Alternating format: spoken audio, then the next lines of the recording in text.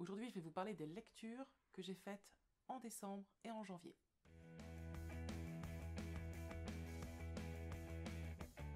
Bonjour, bienvenue dans cette nouvelle vidéo.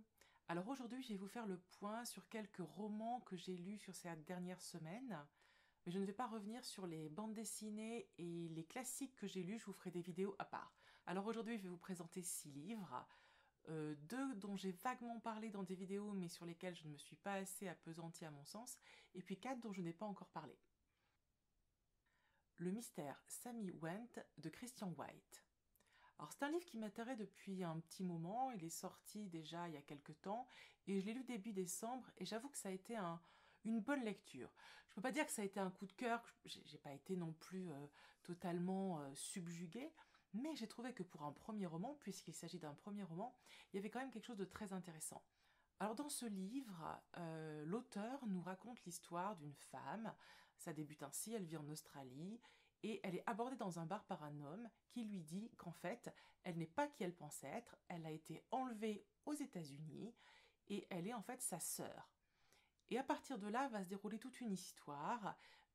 Donc vous allez avoir en parallèle l'histoire de la petite fille qui a été enlevée, et puis l'histoire de cette femme qui du coup cherche son histoire, parce qu'évidemment elle finit par adhérer à la théorie de cet homme qui se prétend son frère, et elle se retrouve embarquée aux États-Unis à la rencontre de sa mère, de sa sœur, et de savoir si elle est vraiment qui on lui a dit, à savoir Sammy Went. Même si la construction est un petit peu artificielle, c'est vrai que l'alternance des chapitres passé-présent, c'est quelque chose qu'on a vu beaucoup, mine de rien, ça fonctionne. Ici, ça nous permet d'avancer pas à pas dans une histoire un peu déroutante, un peu glauque, avec des personnages pas toujours sympathiques, et puis surtout une ambiance un peu étrange, notamment parce que la mère, elle va rencontrer sa mère, faisait partie d'une église un peu bizarre, une église dans laquelle les adeptes avaient pour habitude de se faire mordre par des serpents, et si jamais le venin les tuait, c'est qu'ils méritaient de mourir, sinon Dieu les sauve. Vous voyez, on est un petit peu dans une ambiance très étrange, et voilà. Et on a beaucoup d'empathie pour cette femme qui cherche ce qui s'est passé, et c'est vrai que cette construction narrative est plutôt intéressante, et franchement, pour un premier roman, j'ai beaucoup aimé. Alors je sais qu'il vient de sortir son deuxième, je pense que je le lirai parce que je trouve qu'il y a vraiment quelque chose d'intéressant dans cette écriture. En plus, ce que j'ai trouvé intéressant, c'est qu'on a une vision des États-Unis un petit peu particulière. Vous avez la sœur qui vit dans sa caravane, vous avez cette famille dysfonctionnelle. On a une vision des États-Unis un petit peu morcelée, un petit peu difficile parfois. Et vous avez cette jeune femme qui a une famille en Australie, qui a un père, sa mère est décédée, une sœur, et qui du coup se retrouve à devoir reconstruire les morceaux du puzzle. Franchement, c'est plutôt bien fait et très intéressant. C'est un page-turner, c'est pas un grand roman, c'est un page-turner, vous le commencez, vous avez envie de le terminer, et franchement, si vous avez envie d'une lecture de vacances, ça fait le job. Et j'enchaîne directement parce que le suivant c'est encore un polar. Lorsque j'avais fait la vidéo de mes 20 coups de cœur, je ne l'avais pas encore lu et j'avais juste en fin de vidéo abordé le fait que j'étais en train de lire Octobre. Et en fait, aujourd'hui j'ai quand même envie de prendre un petit peu de temps pour vous parler de ce roman. Alors, ce roman, c'est un roman suédois. L'écrivain, il est connu, c'est son premier roman, mais son nom est connu puisque c'est lui qui est à l'origine de la série The Killing. Une excellente série. Si vous ne l'avez pas vue, jetez-y un œil, c'est super. Et donc on est voilà dans cet esprit The Killing pour ceux qui l'ont vu. Et on suit 2 personnages, 2 enquêteurs. Vous avez une jeune femme très dynamique, très forte, très ambitieuse, qui a envie de changer de service, qui a envie de réussir dans la vie. Et voilà, elle est mère célibataire. C'est vraiment un personnage très dynamique. C'est la leader par excellence. Et ce que j'ai bien aimé, c'est que c'est le personnage féminin qui, dans cette histoire, va vraiment mener l'enquête et être la leader. Et elle se retrouve avec comme acolyte quelqu'un avec qui elle n'a pas du tout l'habitude de travailler, quelqu'un qui s'est fait virer d'Interpol, qu'on a ramené ici, qui se retrouve sur l'enquête un peu par hasard parce que plus personne n'en veut, il est grillé, il passe pour être un mauvais flic, et elle se retrouve avec lui. Il s'avère que ce tandem fonctionne super bien. Elle est tout feu tout flamme, lui, il est très réfléchi, et tous les deux se retrouvent confrontés au tueur au marron. Alors c'est quoi le tueur au marron? C'est juste que sur les corps des jeunes femmes qui sont tuées, il laisse à côté une espèce de petit bonhomme en marron, fait avec des petits bras, des petites jambes, on le voit sur la couverture. Et voilà. Et juste, c'est ça son signe distinctif de tueur. Et à partir de là, vous avez toute l'enquête, et c'est assez passionnant. Alors évidemment, on est sur du serial killer, donc ça va être un peu glauque, un peu dur, voire extrêmement violent. Donc si vous n'aimez pas la violence, si vous n'aimez pas ce type de littérature, vous oubliez, celui-ci, il est vraiment pas facile à lire à ce niveau-là. Ce qui est intéressant aussi, c'est qu'à l'histoire policière, nous avons aussi une histoire sociale de la Suède, une histoire politique. Et en fait, c'est quelque chose qui n'est pas souvent abordé. On a souvent une image des pays nordiques un peu idyllique, en tout cas un peu exemplaire. Et là, on se rend compte que tout n'est pas toujours rose, y compris en Suède. Et l'aspect politique donne une saveur supplémentaire avec le regard porté sur cette société et sur l'aspect social notamment, puisque dans cette enquête vient se mêler la ministre déléguée aux affaires sociales et notamment l'équivalent de ce qu'on appelait nous la DAS. Voilà. Vous voyez, j'ai aimé voir se mêler l'enquête policière et l'aspect plus social, plus politique. C'est un roman qui est bien écrit, qui est très efficace. Honnêtement, tous ceux qui l'ont lu m'ont tous dit la même chose. Vous le commencez, vous le terminez. Si c'est votre came, si c'est votre type de roman, si vous aimez les polars de cet acabit, franchement, lisez-le. C'est un polar du Nord, comme on les aime. Je trouve que dans ce premier roman, il a réussi à reprendre les codes du genre du polar nordique, mais leur a donné un petit côté un petit peu punchy, très sympa. Et franchement, voilà, si vous avez envie de ce type de littérature, c'est le moment, allez-y. Ensuite, j'avais envie de lire un livre de Stephen King et j'ai choisi différentes saisons. Mais je n'ai pas lu les 4 saisons, les 4 nouvelles ou novellas qui composent ce livre. J'en ai lu qu'une. En fait, j'étais un petit peu terrible. C'est juste, j'avais envie d'en lire une très précisément et c'est ce que j'ai fait. En fait, je voulais lire la nouvelle qui a servi de base au film Les Évadés. Je n'ai pas encore revu ce film, mais dans le passé, je l'ai déjà vu plusieurs fois. C'est un film que j'adore, c'est sublime. Morgan Freeman et Tim Robbins sont juste top dans ce film. Et voilà, et je voulais absolument lire cette novellasse. C'est fait, et j'avoue que j'ai trouvé ça tellement bien, tellement fort. Donc voilà, alors s'il y en a parmi vous qui ne connaissent pas cette histoire, vous avez un personnage qui se retrouve en prison et qui est observé par un personnage qui est déjà dans la prison. Et ce personnage déjà en prison, qui est là depuis fort longtemps, c'est lui le narrateur de l'histoire. Dans le film, c'est Morgan Freeman. Et vous avez donc le jeune, on va l'appeler Tim Robbins, qui arrive dans la prison. Et à partir de là, vous avez toute cette histoire qui est racontée par Morgan Freeman, par ce prisonnier, qui observe ce nouveau prisonnier et qu'il le voit grandir, qu'il le voit évoluer, qu'il le voit changer dans cette prison, s'adapter, faire son trou, c'est le cas de le dire, et réussir une évasion spectaculaire. Alors le titre français est très mauvais, hein. Le titre français est abominaffreux, ça s'appelle Les Évadés, or il n'y a pas des évadés, il y a un évadé. Le titre anglais était, il faut le reconnaître, un petit peu compliqué, c'est Rita Hayworth and Shawshank Redemption. Shawshank, c'est le nom de la prison, et Redemption, vous comprenez. Rita Hayworth, alors pourquoi Rita Hayworth? À cause des affiches que notre narrateur réussit à se faire procurer à l'extérieur et qu'il vend à l'intérieur de la prison aux prisonniers qui ont envie de décorer leurs cellules.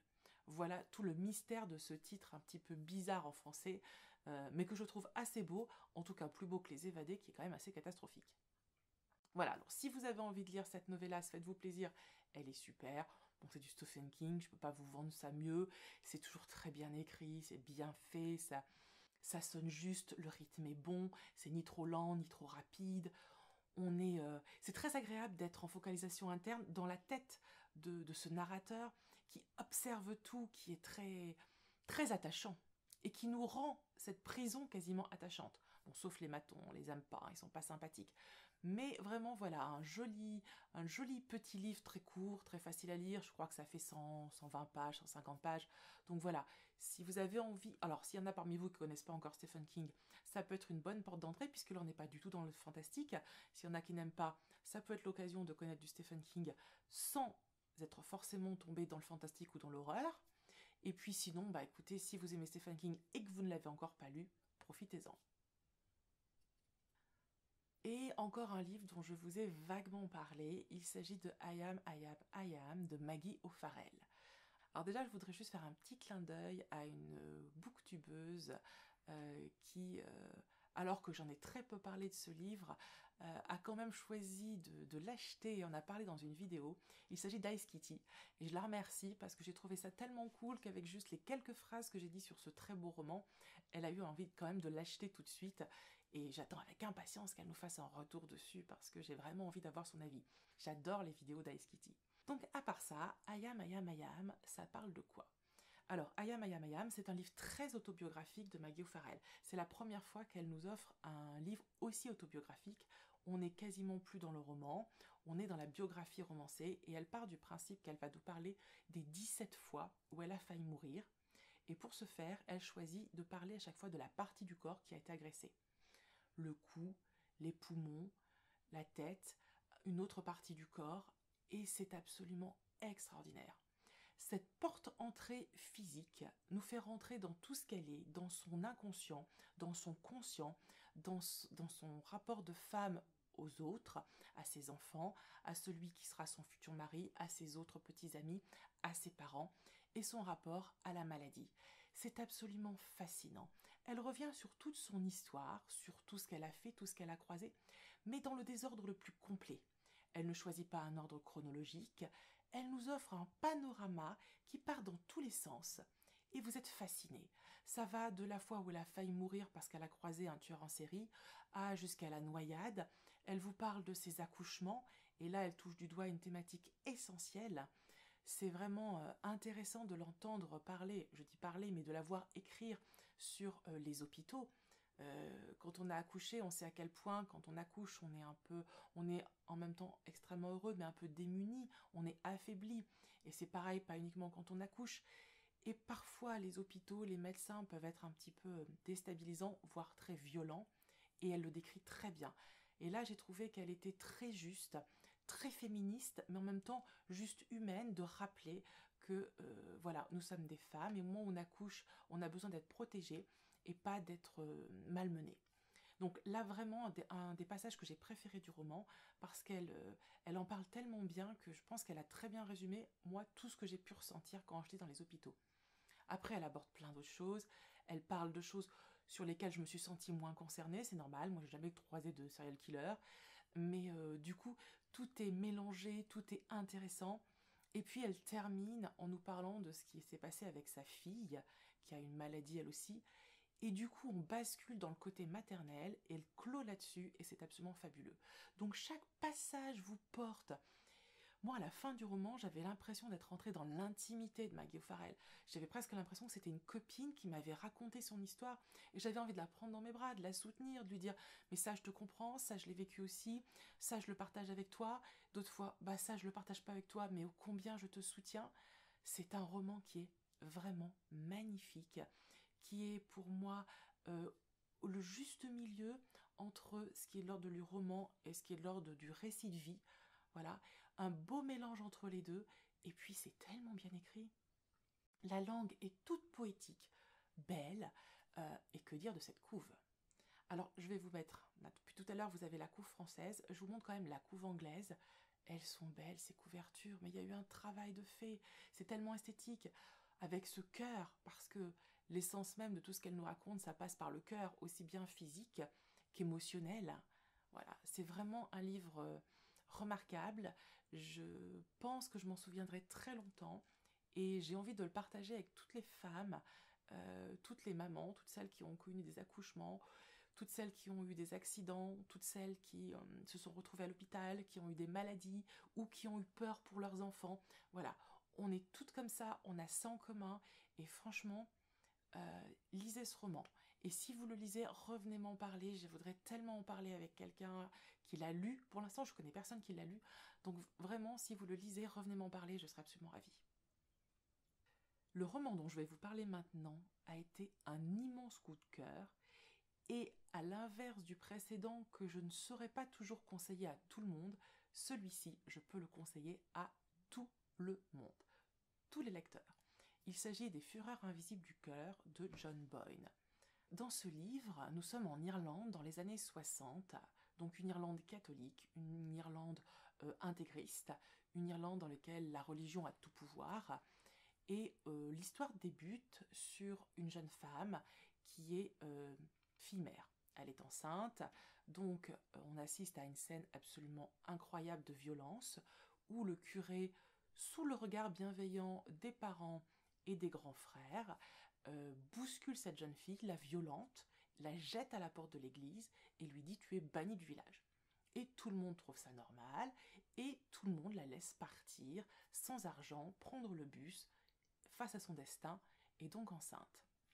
Donc là, ça vous pose le cadre, on est quand même sur de l'analyse sociétale extrêmement violente. Je pense que John Boyne a envie de nous raconter, il est lui-même irlandais, a envie de nous raconter l'histoire de l'Irlande et cette violence, tout ce que ça a pu générer comme douleur. Et la suite, c'est l'arrivée en scène du personnage principal, de celui qui va raconter son histoire, à savoir le bébé. Et en chaque morceau du livre, c'est l'histoire de ce petit garçon tous les 7 ans. Donc quand on le retrouve, il a 7 ans, et puis la fois suivante 14, et ainsi de suite, 21, 28, etc. On découvre assez rapidement qu'il est adopté, et je ne vais pas trop vous en dire plus sur l'histoire. Si vous la lisez, vous allez voir qu'il faut se laisser porter et que c'est absolument magique, absolument fabuleux. Par contre, ce que je peux vous dire, c'est que c'est outre l'histoire violente de ce personnage qui s'avère être homosexuel, hein, donc non seulement la maman a morflé, mais lui aussi va morfler. Être un homosexuel dans l'Irlande des années 60-70, c'est quand même source de violence. C'est quelqu'un qui est rejeté par la société, qu'on a le droit de battre dans la rue. Si quelqu'un le tuait, personne ne dirait rien et la personne qui l'a tué n'irait même pas en prison, parce que c'est légitime, parce que c'est un malade mental et que les malades mentaux, on les tue. Donc voilà, on est vraiment sur quelque chose de très dur. Et ce qui est incroyable, c'est qu'en lisant ce livre, j'ai beaucoup ri. Là, le narrateur nous raconte son histoire, mais il le fait parfois de façon tellement détachée que les dialogues, les interactions entre le personnage sont hyper drôles. Il y a des passages avec les parents adoptifs, mais je pleurais de rire tellement c'était drôle. Alors, autant vous dire qu'on rit jaune, hein, parce que c'est quand même hyper glauque. Mais en même temps, ça fonctionne. Je riais. Et j'ai beaucoup ri sur toute la première partie, on va dire le premier tiers. Et puis sur le dernier quart, j'ai beaucoup ri aussi.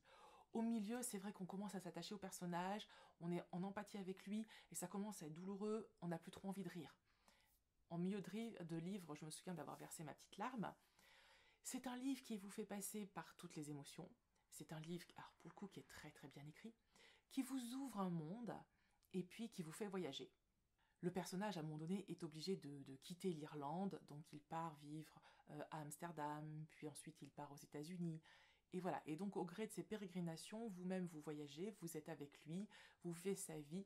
À un moment donné, moi j'étais totalement en phase avec lui, je le suivais partout. S'il y avait une faiblesse dans ce roman, je pourrais dire que c'est la facilité avec laquelle certaines pistes scénaristiques ont été exploitées, et notamment la façon dont les personnages se recroisent à Amsterdam, à New York. C'est vrai qu'il y a peu de chances dans la réalité que tous les personnages en arrivent tout le temps à se recroiser où qu'ils soient dans le monde.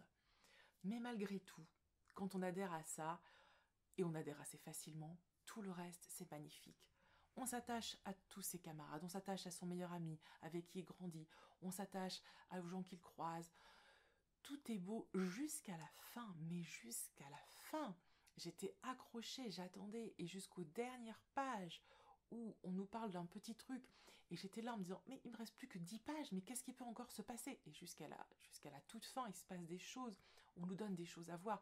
En fait, on vous donne à manger tout le temps dans ce livre. Et j'ai trouvé ça tellement bien. Alors c'est un livre qui m'avait été conseillé par Pierre, un ami libraire, qui m'avait vraiment dit que c'était le livre du moment.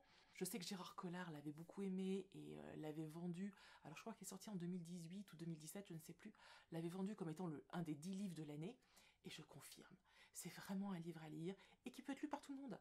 Alors il est un peu épais, mais franchement, ça en vaut la peine. Je vais terminer en vous parlant du roman que j'ai lu ce week-end. Vous voyez, c'est tout frais, c'est celui que j'ai fini tout à l'heure. Il s'agit du roman dont on parle beaucoup en ce moment, à savoir La Famiglia Grande de Camille Kouchner. C'est un roman qui au début m'a un peu déconcertée. À la même période l'année dernière, j'avais lu Le Consentement de Vanessa Springora que j'avais énormément aimé et auquel je trouvais beaucoup de qualité littéraire. C'était un roman coup de poing, un roman qui dénonçait, un roman qui était important, mais qui avait aussi beaucoup de qualité d'écriture et que j'avais vraiment beaucoup aimé. Dans celui-ci, au début, j'étais un peu déconcertée, le style est plus journalistique, plus sec, et je me suis demandé pourquoi, et j'ai eu un peu plus de mal à rentrer dedans. On va dire que sur le premier quart, j'étais pas dedans. Et puis, ça avait un côté un petit peu... On retrouvait plein de noms connus. Donc, Camille Kouchner, c'est la fille de Bernard Kouchner. Et à partir de là, vous déroulez tout un tas de politiques, de gens connus. On parle de Marie-France Pizier, de plein de gens connus. Et ça me perturbait un petit peu. Mais fort heureusement, au bout d'un moment, vous oubliez tout ça, vous passez à autre chose et vous rentrez vraiment dans l'essence même de ce qu'est ce roman, c'est-à-dire un cri. Un cri du cœur, un pamphlet. Elle explose de rage, Camille Kouchner. Elle a envie de dire au monde entier ce qu'elle a ressenti, de parler de sa culpabilité, de ne pas avoir dénoncé plus tôt ce beau-père qui a agressé son frère jumeau qui plus est. Et elle a tellement envie d'en parler et peut-être aussi un peu d'en découdre parce qu'elle a attendu 40 ans passés pour pouvoir vraiment se lâcher. Et en ça, elle est très touchante. Ce livre est courageux. Ça ne doit pas être facile d'écrire un roman où on dénonce des personnalités publiques. Et en plus, elle le fait alors que son frère, lui, ne souhaitait pas qu'on en parle. Et à la fin, elle le remercie de l'avoir laissé faire, mais je pense qu'ils ont compris l'un comme l'autre qu'ils n'avaient pas forcément les mêmes besoins. Et elle, à ce moment-là, a ce besoin de sortir cette rage, cette colère. Et c'est une rage importante, c'est une colère qu'on doit entendre. Et surtout, ce que j'ai trouvé vraiment très important, c'est qu'à la fin du roman, elle a l'intelligence de mettre une phrase que je trouve essentielle. J'ai déjà entendu dire pour le consentement et aussi pour ce roman-là que c'était un aspect un peu politique parce qu'il y a des noms de people qui sont cités, des noms de personnalités politiques très connues et souvent on résume ça à ce microcosme politique, ce qui à mon sens est une vraie erreur, surtout dans le cas de l'inceste. L'inceste n'est pas quelque chose de nouveau, c'est pas quelque chose qui vient de mai 68, c'est pas quelque chose qui vient de cette génération qui a utilisé cette phrase « il est interdit d'interdire ». Pas du tout. L'inceste, c'est quelque chose de bien plus grave et de bien plus large et qui existe depuis tellement longtemps. Et elle le résume par ces mots. Elle écrit d'elle-même que certains diront que c'est cette génération-là, mais qu'en fait, ce sont ces gens-là. Et ça, c'est important. Oui, l'inceste, c'est quelque chose de tabou dans nos sociétés dans lequel on n'arrive pas à s'en emparer, on n'arrive pas à le combattre, on n'arrive pas à lutter. Et c'est sans doute parce que on a passé outre trop longtemps, on a fermé les yeux trop longtemps, et nos pouvoirs publics, de n'importe quel bord qu'ils soient, en fait, ça n'a rien changé, n'ont pas réussi à combattre ce problème. Alors ça vient sans doute du fait que pendant très longtemps, l'homme a eu pouvoir sur le corps de sa femme et de ses enfants, qui étaient considérés comme des biens. La femme était un mineur, c'est inscrit dans la loi napoléonienne, et à partir de là, ça a été très compliqué, parce que à partir du moment où on grave dans le marbre que l'homme a le pouvoir sur le corps de la femme et sur celui des enfants, il n'y a plus de limite. Il faut savoir que le viol conjugal n'a été reconnu en France qu'en 1992, c'est-à-dire extrêmement tardivement. Donc voilà, on est le fruit de tout ça, on n'est pas le fruit que de mai 68, on est le fruit de ce mélange. Et je pense que ce livre, bien que n'étant pas un roman littéraire, est essentiel. Et je suis ravie de voir à quel point il y a plein de livres qui déboulent en ce moment. Il y a une espèce de volonté de parler, de se déclarer, de dire les choses. Et c'est essentiel. À savoir maintenant, est-ce que les pouvoirs publics vont s'en emparer et vont réagir de façon concrète? Ça, je ne le sais pas, mais je le souhaite vivement. En attendant, je remercie Camille Kouchner de son courage. Ça n'a pas dû être facile. Et vraiment, je vous invite à le lire, au moins pour connaître cette histoire et pouvoir en parler. Plus on en parlera, et mieux ce sera. Bon, je sens bien qu'avec mon dernier commentaire sur le dernier livre, j'ai un peu plombé l'ambiance, j'en suis désolée, mais c'est quelque chose qui me tenait à cœur, que j'avais envie de partager avec vous. J'espère que vous serez allés jusqu'au bout de cette vidéo, que vous aurez entendu ça et que vous partagez mes avis et convictions. Là encore, en toute bienveillance, je suis tout à fait apte à discuter avec vous si vous en éprouvez le besoin. En attendant, je vous remercie beaucoup. Surtout, abonnez-vous, c'est essentiel. Ça permet de faire connaître les vidéos. Partagez-les, n'hésitez pas surtout à les faire circuler. Likez. Et en attendant, moi, je vais aller me coucher parce qu'en fait, on tourne cette vidéo, il est dimanche soir et il est l'heure d'aller au dodo. À bientôt.